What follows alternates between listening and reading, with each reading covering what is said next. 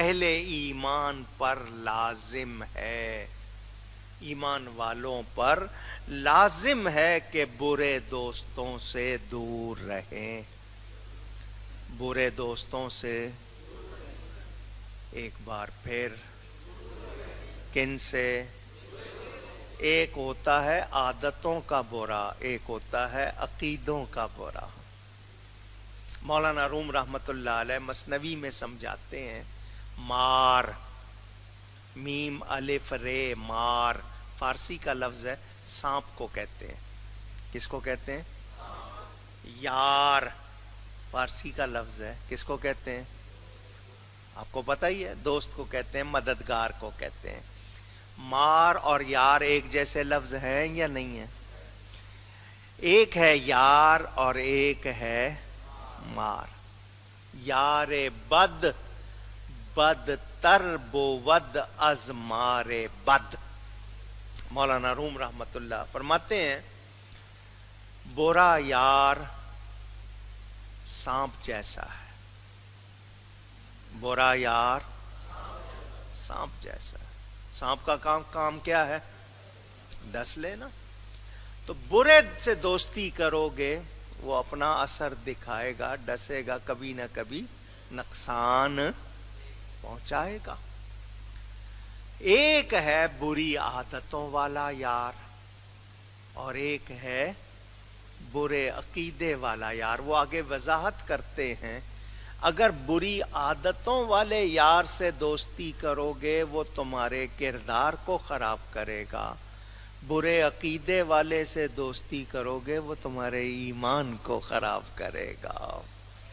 تو برے کی صحبت سے، بری عادتوں والے سے بھی بچنا ہے، برے عقیدے والے سے بھی، نہ احوال پر ان کا اثر پڑے نہ اعمال پر۔ ہاں کس کے ساتھ دوستی کرنی ہے؟ جس کی دوستی سے اچھا اثر پڑے۔ زمخشری عقیدے کا تو بڑا عجیب تھا، بہت بڑا عالم گزرا ہے، زمخشری اہل علم جانتے ہیں، عقیدہ اس کا خراب تھا۔ اس نے اپنی کتابوں میں بہت کچھ لکھا ہے۔ وہ کہتا ہے، اپنی نشست و برخاست، یہ جو اٹھنا بیٹھنا ہے نا تمہارا، یہ ایسے لوگوں سے رکھو جن کو سمجھو کہ وہ تمہارے ہیں، جن کو سمجھو وہ، بھئی زبان کے حوالے سے، ایمان کے حوالے سے، خاندان کے حوالے سے، ملک کے حوالے سے، عادتوں کے حوالے سے، ایسے کو دوست بناؤ جس سے تمہارے کردار کی تعمیر ہو، تمہاری طبیعت میں بہتری آئے۔ غیر کو دوست نہ بناؤ ورنہ ضرور تکلیف اٹھاؤ گے۔ یہ بات ہے یا نہیں؟ اونچی؟ ہاں، یہ آپ نے اب تک سن لیا۔ اب میں نے یہ ساری باتیں کی کس لیے ہیں؟ جب آپ نے سن لیا برا دوست نہیں ہونا چاہیے تو بری بیوی ہونی چاہیے، برا شوہر ہونا چاہیے۔ تو جب بھی بیوی یا شوہر کی تلاش ہو، کس کا انتخاب کرنا ہے یہ مجھے اور آپ کو سوچنا ہے۔ آپ نے دیکھ لیا شکل کی بہت اچھی ہے مگر ایمان کی اچھی نہیں ہے، اب آپ اس کے لیے فریفتہ تڑپ رہے ہیں، او جی کچھ تعویذ کر دیں جی اس کا دل رام ہو جائے جی، کسی طرح جی کچھ پڑھنے کو بتا دیں، ساری رات ایک ٹانگ پہ کھڑے ہونے کو کہہ دیں، ہو جاؤں بس وہ مل جائے۔ تو بولیں غلط چیز کی خواہش کا انجام کیا ہوگا؟ پوچھ رہا ہوں، خود کہہ رہے ہیں غلط مگر ہوش مارے جاتے ہیں، اس وقت کچھ سجھائی دیتا نہیں۔ اب یہاں ایک لفظ کہہ رہا ہوں اور یہ اس لیے کہہ رہا ہوں کہ کسی کے ذہن میں کبھی خیال آ جائے تو اس کو پتا ہو کہ اس کا انجام کیا ہے۔ کسی کافرہ مشرکہ عورت کو دیکھا، مسلمان نہیں ہے، کافر عورت ہے اور بہت خوبصورت، تو خیالات کاش میں کافر ہوتا تو یہ مجھے مل جاتی، اس طرح سوچے گا تو کفر ہوگا۔ کیا ہوگا؟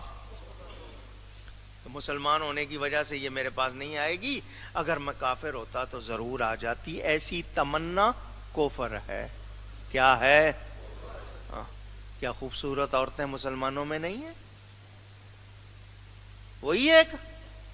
تو انسان کو اپنی سوچ پر بھی کنٹرول ہونا چاہیے. جملہ کہہ رہا ہوں، اللہ سب سے زیادہ غیرت والا ہے. اللہ، تم اپنی غیرت کو شاید نہ محسوس کرو، اللہ سے زیادہ غیرت والا. تمہاری غلط خواہش اللہ کو بری لگ گئی تو انجام کیا ہوگا؟ اس کی بارگاہ میں پکڑ ہو گئی تو انجام کیا ہوگا؟ سوچنا چاہیے. ہم لوگ جب بھی کسی ساتھی کی تلاش کریں، ساتھی چنیں، بیوی ہو، دوست ہو، ان دو میں ہی انتخاب ہو سکتا ہے.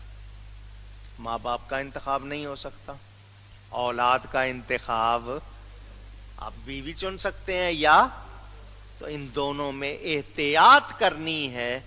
کسی غلط کو دوست یا بیوی یا شوہر بنانا، اونچی کہہ دیجئے. اب تکلیف جو پہنچے گی غلط سے وہ طرح طرح کی ہو سکتی ہے. اس کی ایک آگے تفصیل ہے. مالی بھی ہو سکتی ہے، اخلاقی بھی ہو سکتی ہے، ایمانی بھی ہو سکتی ہے، معاشرتی بھی ہو سکتی ہے، اور اس کے علاوہ معاشی بھی ہو سکتی ہے. ساری تفصیل اس میں آ جاتی ہے. جو لوگ مرد حضرات بیوی کا انتخاب کرتے ہوئے، بیویاں شوہر کا انتخاب کرتے ہوئے شرطیں رکھتی ہیں، جائز شرط میں کوئی برائی نہیں کہ جی نیک ہو، نمازی ہو، کمانے والا ہو، مجھ سے کام نہ کروائے، نوکری نہ کروائے، ہیں وہ جی تھوڑا سا مزاج کا خوش مزاج ہو، سخت مزاج نہ ہو. اس طرح کی خواہشیں بری نہیں ہیں، لیکن یہ کہ جی عورت یہ چاہے کہ اس کا شوہر اس کا فرما بردار ہو، یہ خواہش کرنا ہی غلط ہے. کسی پیر صاحب کے پاس جائے، جی تعویذ دے دو، جی میرا شوہر میری بات مانے، یہ تعویذ لکھنا بھی غلط ہے، کیونکہ عورت کو حکم ہے کہاں کہنا ماننے کا، مرد کو غلام بنانے کا حکم. جو غلام بنائے گی تو پھر کیا باندی بن کے ہی رہے گی نا، اگر اس کو بادشاہ بنائے گی تو ملکہ بن کے رہے گی. سمجھ آ رہی ہے نا باتوں؟ تو جو یہ اس طرح کے تعویذ لکھنے والے یا کروانے والے دونوں غلط ہیں. عورت کو چاہیے اچھی شرطیں رکھے، مرد کو بھی چاہیے اچھی شرطیں. جی نیک ہو، خوبصورتی منع نہیں ہے، حسن دیکھنا منع نہیں ہے، لیکن بنیاد ایمان. اب وہ رکھے کہ نہیں جی مجھے گھمائے پھرائے، مجھے روزانہ یوں لے جائے، روز اتنا، یہ اس طرح کی شرطیں فضول ہیں، ان میں کچھ خاصیت. اچھا ہمارے ہاں شرطیں یہ بھی آ جاتی ہیں، وہ جی فلانے ملک میں جا کے رہے. مثلا یہ کہ جی پاکستان میں شادی ہو تو برطانیہ میں جا کے رہیں، امریکہ جا کے رہیں، فرانس جا کے رہیں، یہاں جا کے رہیں، وہاں یہاں نہ رکھے، وہاں لے کے جائے. یہ کوئی شرط ہے؟ پوچھ رہا ہوں. اس طرح کی شرطیں رکھنے کا مطلب کیا ہے؟ تو جو لوگ یہ ناجائز شرطیں رکھتے ہیں، شریعت ان کی اجازت نہیں دیتی. ہمیں جو بنیادی باتیں بتائی گئیں وہ آپ نے سن لی. میں نے اب تک بتایا کیسے پسند کرنا ہے، کس کو پسند کرنا ہے، یہ آپ نے سن لیا.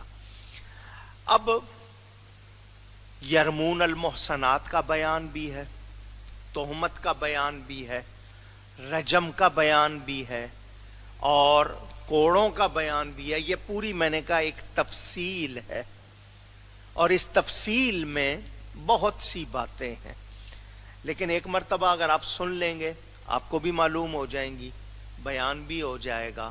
تاکہ کیونکہ یہ مسئلے عام طور پر کھلے جلسوں میں کیے نہیں جاتے، آئی ہے تفسیر آئی ہے تو میں آپ کو سنا رہا ہوں. ایک شعبہ اور بیان کر دوں، باقی آئندہ. یہ واقعہ افک سن چکے آپ مجھ سے، اب یہ اس کی ترتیب ساری سن لیں تو آپ کو سمجھ آ جائے گا کہ پاک دامن عورت پر بہتان لگانا یا کسی پاک مرد پر لگانا شریعت اس کی اجازت نہیں دیتا. اور ہم لوگ جو باتوں میں کہنے کے عادی ہیں، فلانا ایسا فلانا ایسا، بہت سنبھلنا چاہیے. رمی عربی کا لفظ ہے. پتھر مارنا پتھر کے لیے آتا ہے. گالی سے بھی اس کو بہتان تراشی سے بھی کہا جاتا ہے. حقیقی معنی رمی کا کیا ہے؟ پتھر مارنا. اونچی گئی ہے. حج میں رمی کرتے ہیں یا نہیں کرتے؟ مینا میں 3 دن، پہلے دن پہلے جمرے پہ، پھر دوسرے 2 دن تینوں جمرات پہ کیا کرتے ہیں؟ رمی، پتھر مارنا. یہ عربی کا لفظ ہے. اگر کسی اور زبان میں یہ لفظ ہے، اس کے کوئی اور معنی وہ یہاں مراد نہیں ہے. پتھر مارا جائے کسی کو تکلیف ہوتی ہے یا نہیں؟ پوچھ رہا ہوں. آپ کو کوئی پتھر مارے تکلیف ہوگی یا نہیں ہوگی؟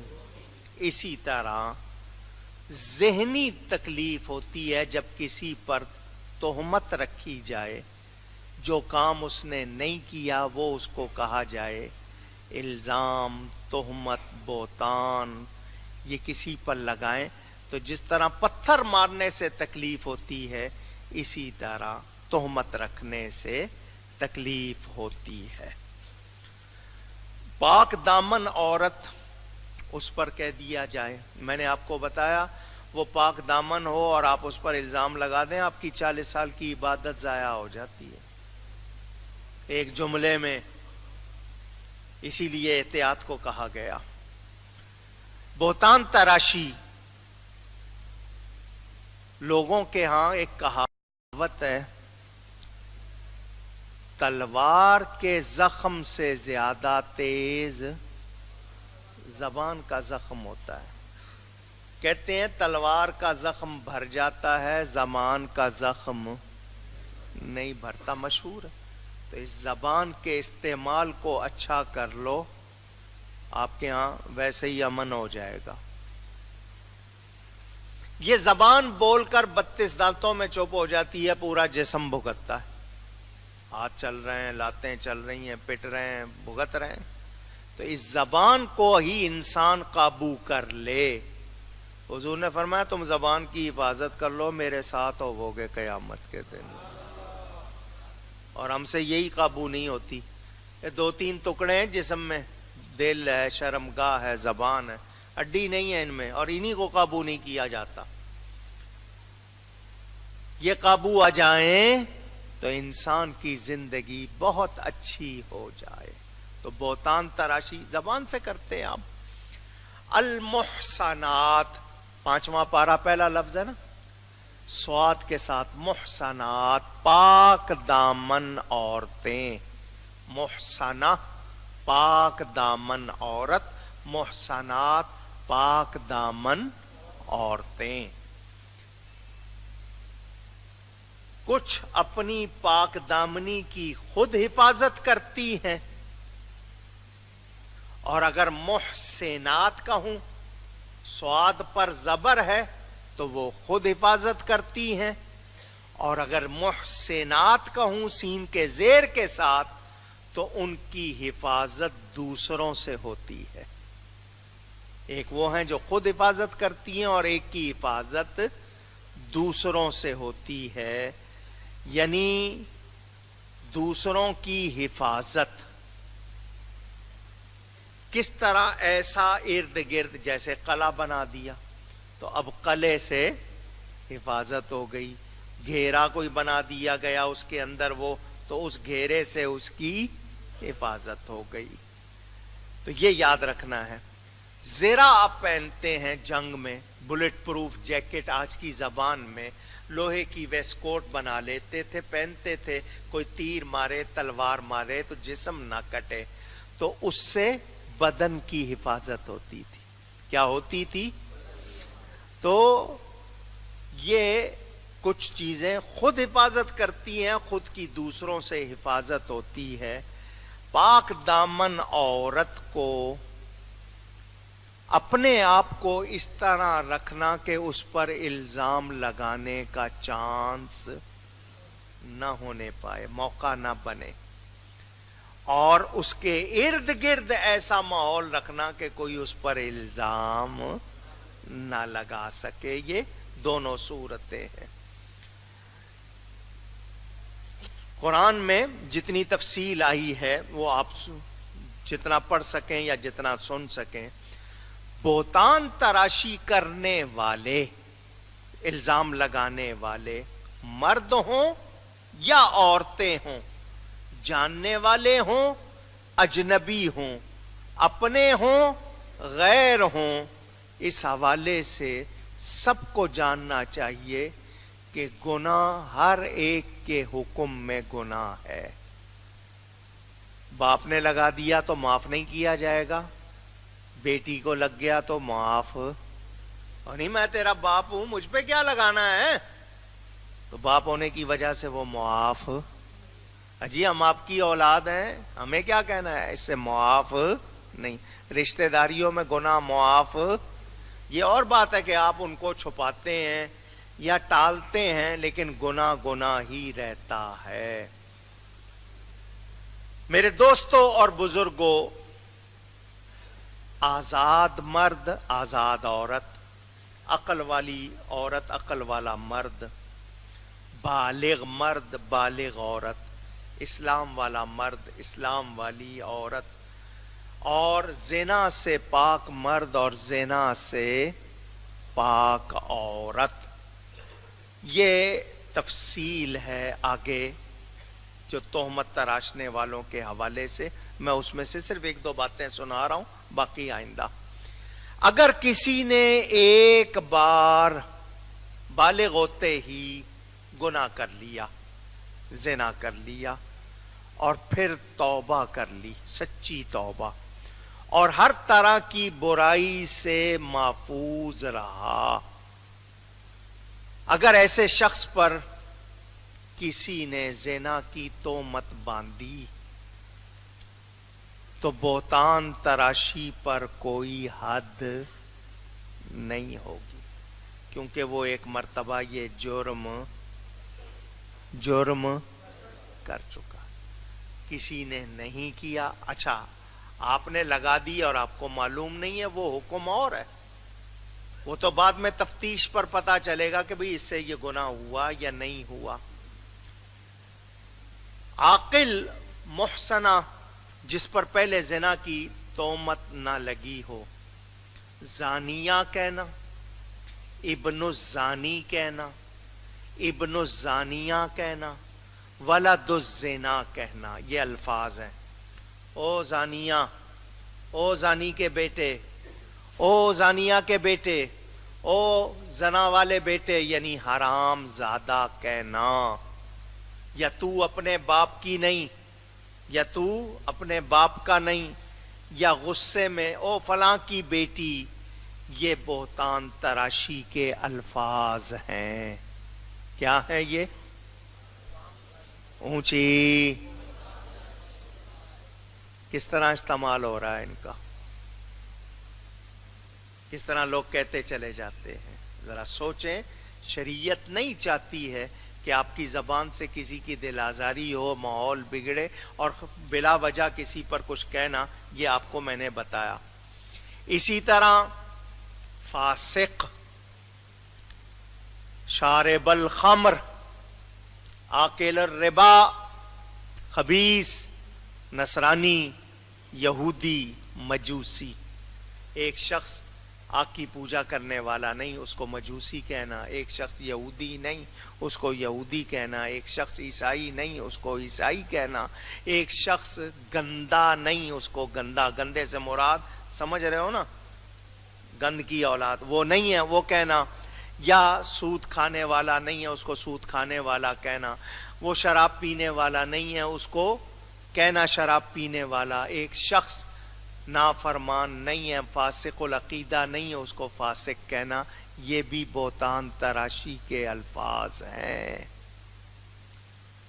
بچنا چاہیے یا نہیں؟ اونچی.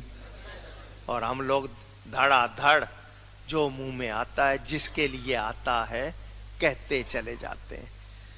ان صورتوں میں اسی طرح تعزیر یعنی سزا دی جائے گی. ثابت ہو جائے اس نے مجھے یہ کہا ہے تو اسلامی حکومت ہوگی، بادشاہ قاضی حکم دے گا اس کو سزا دو.